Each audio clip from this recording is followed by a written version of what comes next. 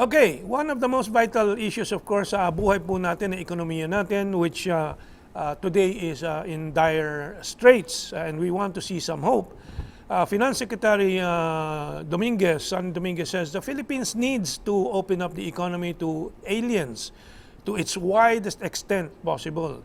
And ASEAN is doing the same thing, not only us. In spite of the resistance here in the Philippines, the other countries like Vietnam and especially Indonesia are already opening up more and more. Indonesia, according to the ASEAN briefing I reviewed, Indonesia is preparing a positive investment list that will expand areas where foreigners can invest in.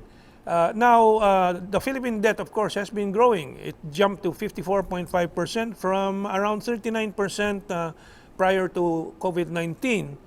Is that bad? We'll get our reactions from our two economists from Wharton University.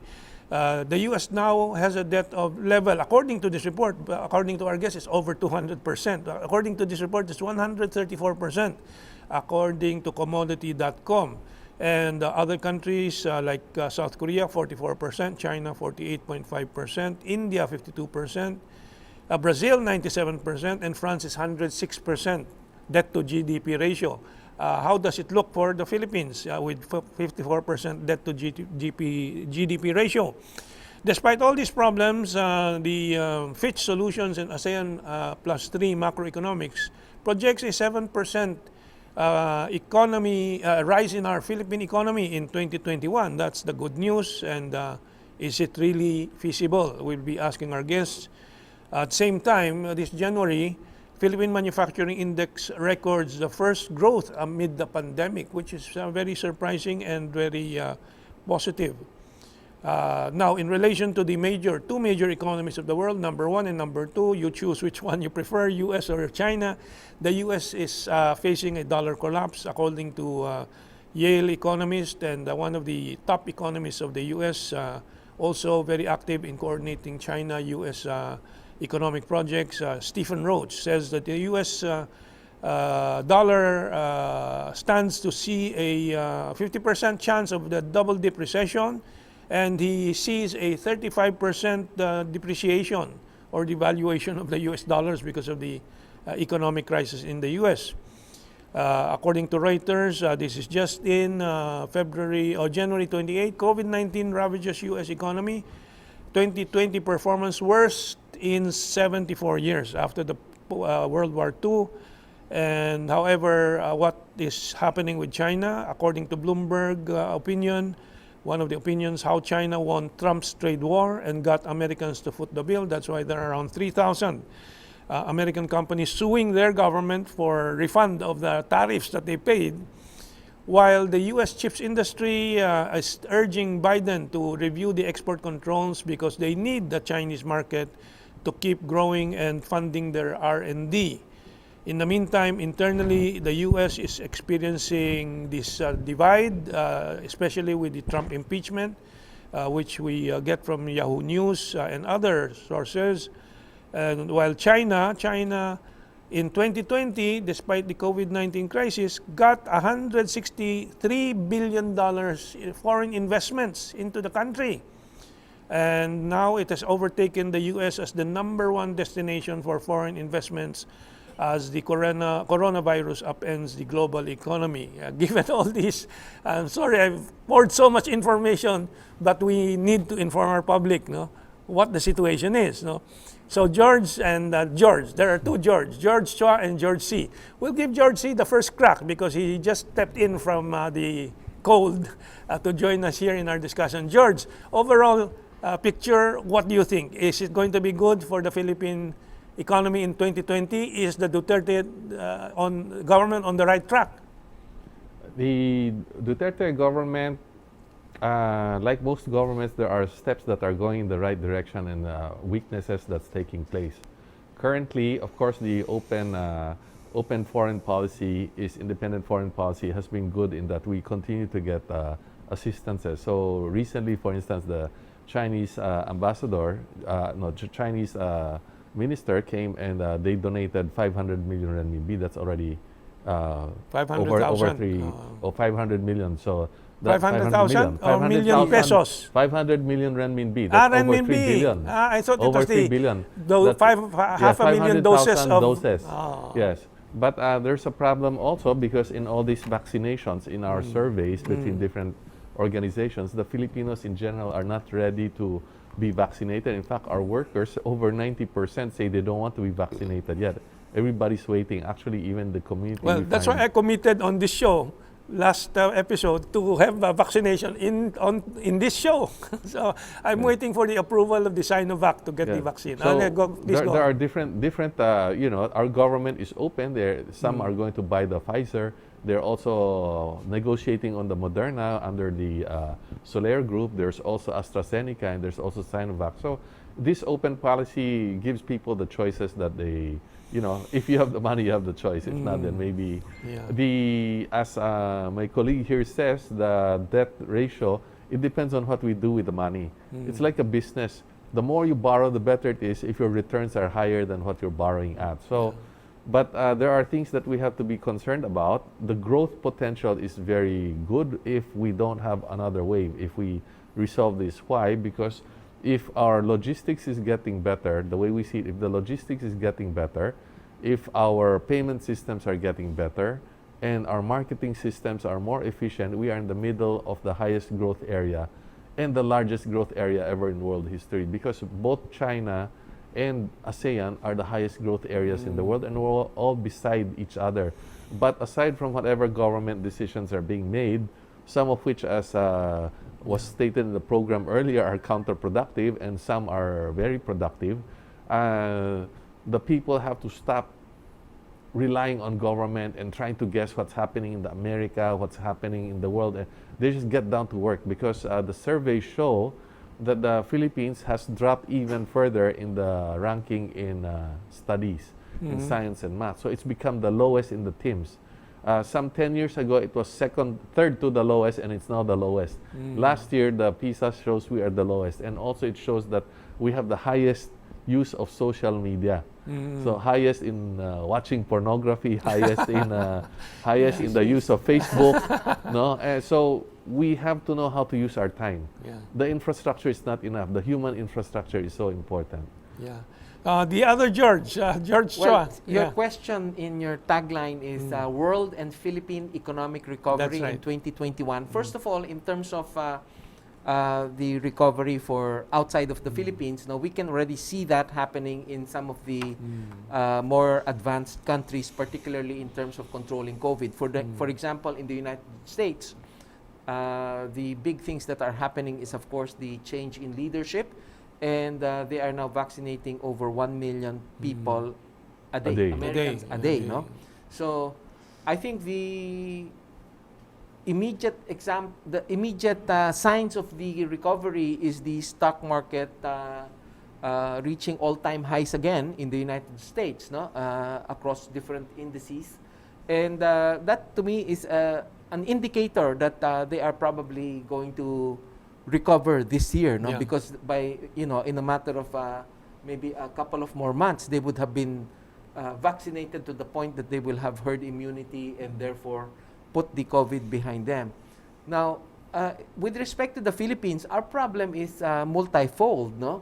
Not only do we have a serious economic downturn in our economy, and as George was saying, we have slipped several notches, no?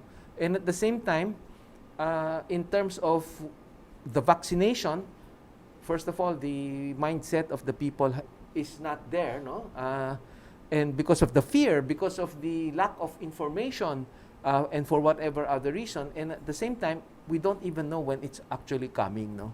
And nobody even talks about the cold chain that will be required to be able to distribute these vaccines throughout the Philippines. So I think the Philippine economic recovery in 2021 is not going to happen, because the economic situation, when we had done the lockdown and the quarantine restrictions, which I heard somewhere that it was one of the most Stringent. strictest, no, and the Yeah. longest in the world, we will suffer for that long after we have resolved the COVID situation. Simply because many businesses have closed, many people have lost their jobs, and there is no specific plan. No? There is no concrete plan that says, oh, by this time we will do this, this. So, yun ang kulang natin. So Yeah. maybe that is something we can ask the government to be clearer about or to disclose to the public, no, to give them comfort. Both of you represent in industry or business groups. For example, George is active in the Filipino Chinese Chamber of Commerce and Industries, and of course, honorary chair of the Anvil Business Group. And you're with the Federation of Filipino Industries. Until, no? last year, yes. From the perspective of this, since you meet a lot of hundreds of businessmen there, what is the sentiment in the two groups that you're directly involved with? I think George. it's sectoral, so everybody knows that the hospitality, tourism, food chains as in fast food chains and retail chains are suffering tremendously. They'd be lucky to have even currently half of the volume that they used to have. 25% maximum. Yeah, 25%. depending on the particular retail outlet. And but in terms of other things like the food distribution and sourcing, it's very strong. Groceries are very strong. Real estate did not drop that much. Maybe it's at about 70%. So that means it's still surviving. And so the prospects are there. Those who are able to adapt have actually grown strongly. Those who've been able to adapt to digital and e-commerce, but the majority are not yet adapting. So that's something that we really have to move forward on. And the logistics, the most important thing currently is the public transport, because this is preventing the growth of all these retail industries, construction, etc. And that people have to continue to be careful, because if there's a second wave, then we go back into severe lockdown, then we would really not recover at all. Well, you spoke of transportation. George is with the automotive industry, and we discussed the various issues earlier. But the automotive sector is really down. And you mentioned that we also need public transport to improve and so on. But there's this report from Fitches that we will see a 7.1% recovery in the industrial sector, manufacturing sector. Do you see that actually happening in front of our eyes? I don't see the signs.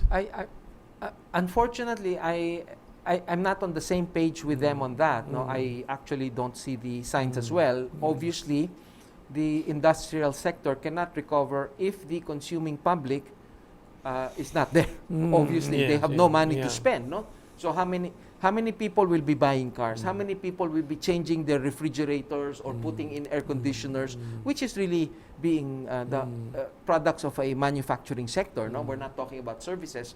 So obviously, unless there is a general economic recovery, meaning to say people will have more jobs, we will have a higher GDP growth, then I don't think there is any possibility of a manufacturing sector recovery. Unless you're saying that since we were down at zero or negative before, and then you recovered, of course that is a positive growth. Right. But if we're talking about a baseline that is pre-COVID, then I don't see how we can do that. Now let's review the government thrusts. Number one, they want to open up the economy to more foreign investment, 100% foreign ownership of their industrial projects here, were allowed by the government. What is your reaction? Of course, the corollary to that is an issue now under debate of allowing foreign entities to own land. No? These 2 points. What's your reaction? Let George. George, go ahead. Well, there are different business models. There are many countries who advance tremendously even without opening the ownership of land. But ours is too restrictive because it's a 25-year lease, renewable another 25 years, which is not enough. Our neighbors is giving 75 to 99-year leases. So under that program, they've been able to progress very well without having to have foreign ownership. On the other hand, there are countries that do that. So I think it's based on how you manage it. Where you really need foreign investment and foreign control or majority is areas where they can give you new technologies that you need or new markets that you need that the local enterprises cannot provide on their own. Question, opening up public utilities to foreign operators, because we only allow Filipinos to run the electricity sector and so on, but they have not been giving us the low rates that would help improve the economy. Is it now justifiable to allow foreigners on the condition that they really lower rates and compete? George, and then the next George. Well, some utilities and some areas that are actually already open regardless of the legislation. For instance, the broadcasting sector. You know, this is already technically open. You have Netflix, you have but cell Netflix, phones, yes, yeah. you have cell phones, you have Viber, you have whatever. So that's already open. Cell phones are still requiring 60% Filipino ownership. They're requiring for the owning the wavelengths, but yeah. then the access is already open just because of the internet. So people are making most of their calls through services that are no longer local. No, even the TV programs, even there's YouTube and everything. But if we're talking about utilities that are fundamental electricity, power, for example, electricity, one of the major issues is definitely electricity. Vietnam, they say, is 4 US cents per kilowatt hour. We're over 10 US cents per kilowatt hour. We won't be able to match it, but it will be going down much lower if we had foreign, because our distribution system is really more difficult, more fragmented. But however, our production, if we look at the previous reasons why they're increasing prices, a lot of times it just really doesn't make sense. There's some kind of capture. I think this is a crucial question. Okay, Let's see. Well, first of all, talking about opening up the economy to foreigners, no? Well, we can't even open it up to Filipinos, so that's the problem. No? I'll give you an example. I used to go to Baguio maybe every other month, play golf, stay there, buy things and things like that. And I'm sure there are many other people that do that, but because of their own restrictions, saying that you can only go if you're an APOR, which is an authorized person or something like that, or during the time that they allowed tourists, you can only go if you had your barangay Test clearance, solvings. police clearance, medical clearance, and all of these things. So for somebody like us, who have to go through all of those things, so that they are prevented from getting COVID patients, which I totally agree with, or I sympathize with. But for me to do that, going to each of these areas, which is, I would believe, lacking social distancing, because you have to go to clearance, and you know how government offices are. Why would I needlessly expose myself? So to that extent, is there any wonder why there is no tourism in Baguio? That's right. So, and George did say that, well, the restaurant, hotel business is all dead, no?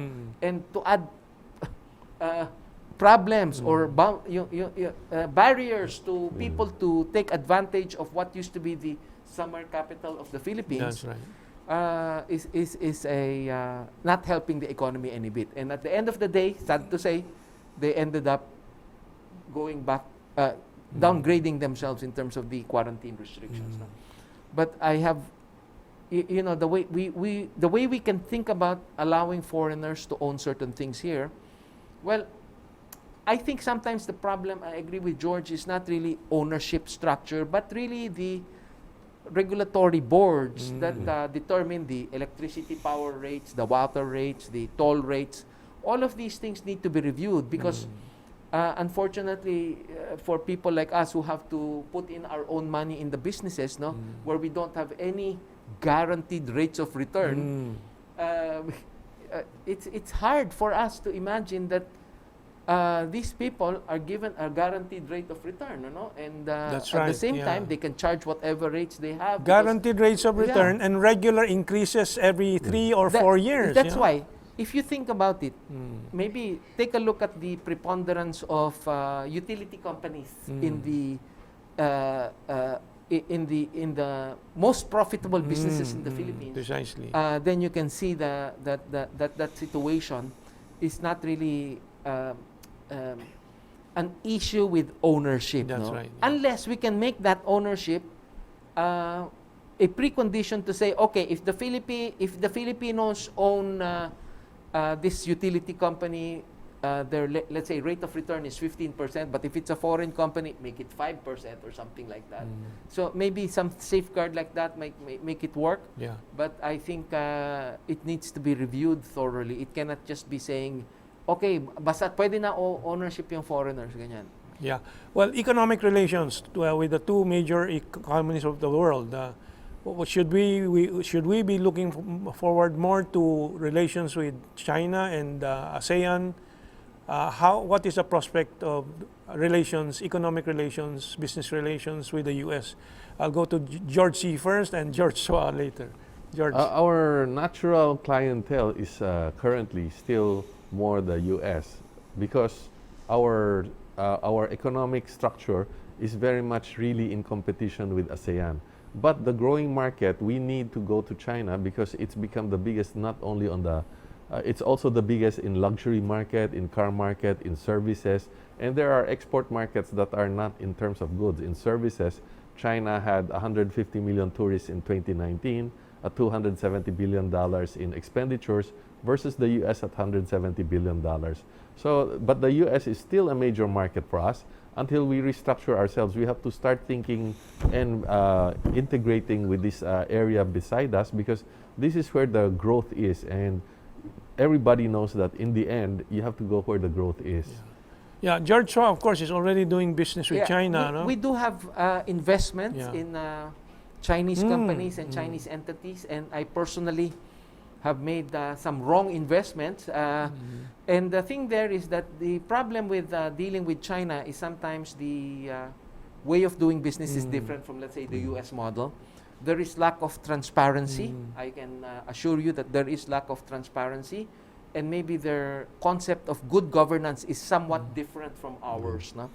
So I can say that I have not had a very positive experience in my investments with Chinese companies, largely because of those two factors, which is lack of transparency and the way they do business is different from the US model, which both George and I are really Actively.